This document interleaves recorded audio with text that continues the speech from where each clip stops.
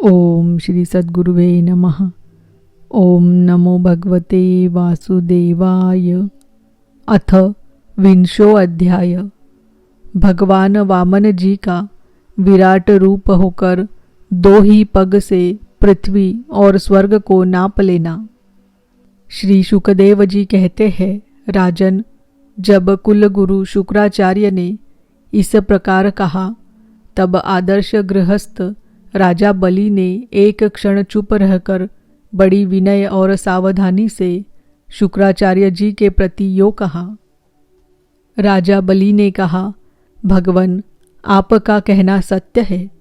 गृहस्थाश्रम में रहने वालों के लिए वही धर्म है जिससे अर्थ, काम, यश और आजीविका में कभी किसी प्रकार बाधा न पड़े।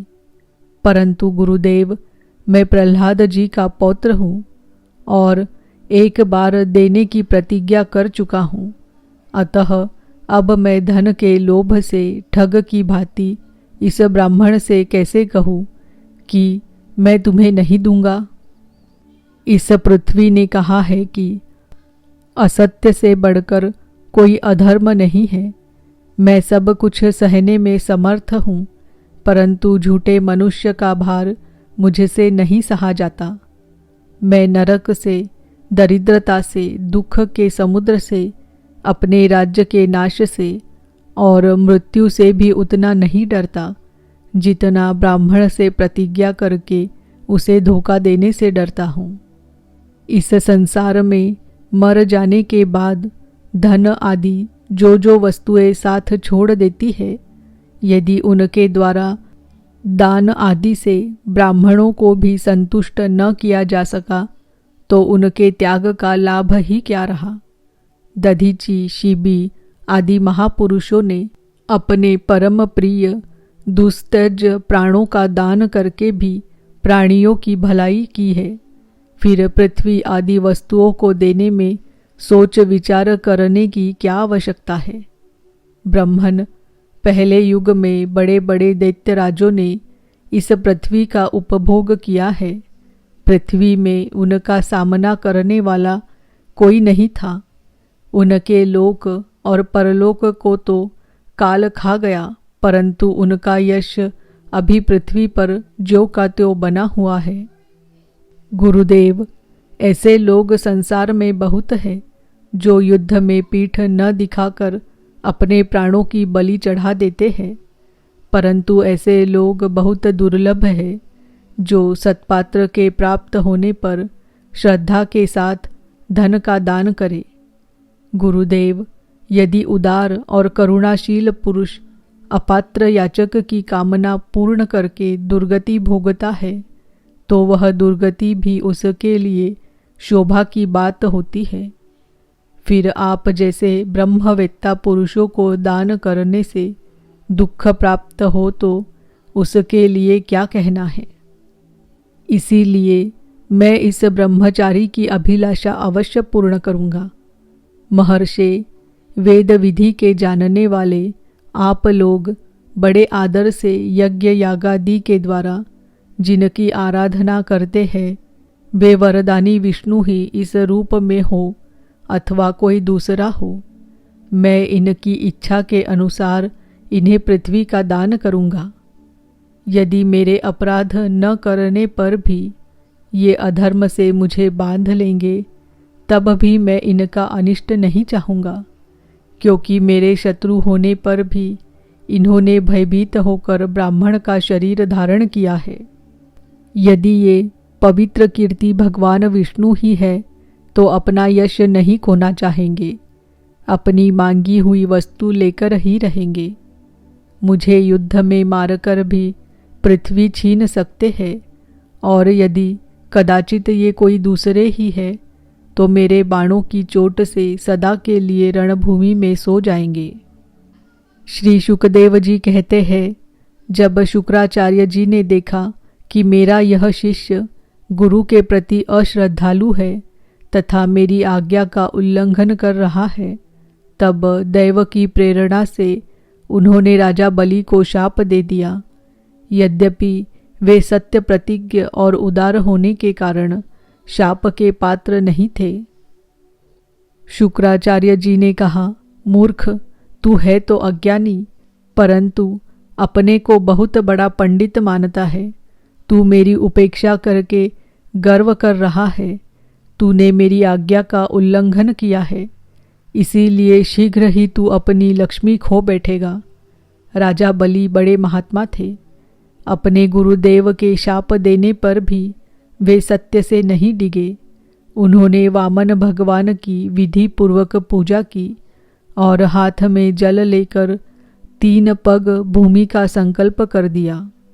उसी समय राजा बलि की पत्नी विंध्यावली, जो मोतियों के गहनों से सुसज्जित थी, वहां आई। उसने अपने हाथों वामन भगवान के चरण पखारने के लिए जल से भरा सोने का कलश लाकर दिया।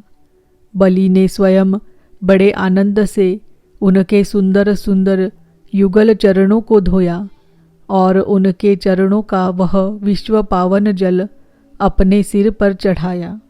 उस समय आकाश में स्थित देवता, गंधर्व, विद्याधर, सिद्ध, चारण सभी लोग राजा बलि के इस अलौकिक कार्य तथा सरलता की प्रशंसा करते हुए बड़े आनंद से उनके ऊपर दिव्य पुष्पों की वर्षा करने लगे। एक साथ ही हजारों दुदुम्बियाँ बार बार बजने लगी। गंधर्व, किमपुरुष और किन्नर गान करने लगे। अहो, धन्य है इन उदार शिरोमणि बलि ने ऐसा काम कर दिखाया जो दूसरों के लिए अत्यंत कठिन है। देखो तो सही, इन्होंने जानबूझकर अपने शत्रु को 3 लोकों का दान कर दिया। इसी समय एक बड़ी अद्भुत घटना घटी। अनंत भगवान का यह त्रिगुणात्मक वामन रूप बढ़ने लगा। वह यहाँ तक बढ़ा कि पृथ्वी, आकाश, दिशाएं, स्वर्ग, पाताल, समुद्र, पशु पक्षी, मनुष्य, देवता और ऋषि सब के सब उसी में समा गए। ऋत्विज, आचार्य और सदस्यों के साथ बलि ने समस्त ऐश्वर्यों के एकमात्र स्वामी भगवान के उस त्रिगुणात्मक शरीर में पंचभूत, इंद्रिय, उनके विषय, अंतकरण और जीवों के साथ वह संपूर्ण त्रिगुणमय जगत देखा। राजा बलि ने विश्वरूप भगवान के चरण तल में रसातल, चरणों में पृथ्वी, पिंडलियों में पर्वत, घुटनों में पक्षी और जांघों में मरुदगण को देखा। इसी प्रकार भगवान के वस्त्रों में संध्या, गुह्य स्थानों में प्रजापतिगण, जघन स्थल में अपने सहित समस्त असुरगण, नाभि में आकाश, कोख में 7 समुद्र और वक्ष स्थल में नक्षत्र समूह देखे। उन लोगों को भगवान के हृदय में धर्म, स्तनों में ऋत यानी मधुर और सत्य वचन, मन में चंद्रमा, वक्ष स्थल पर हाथों में कमल लिए लक्ष्मी जी, कंठ में सामवेद और संपूर्ण शब्द समूह उन्हें दिखे। बाहुओं में इंद्रादि समस्त देवगण, कानों में दिशाएं, मस्तक में स्वर्ग, केशों में मेघमाला, नासिका में वायु, नेत्रों में सूर्य और मुख में अग्नि दिखाई पड़े। वाणी में वेद, रसना में वरुण, भौहों में विधि और निषेध, पलकों में दिन और रात, विश्वरूप के ललाट में क्रोध और नीचे के ओठ में लोभ के दर्शन हुए।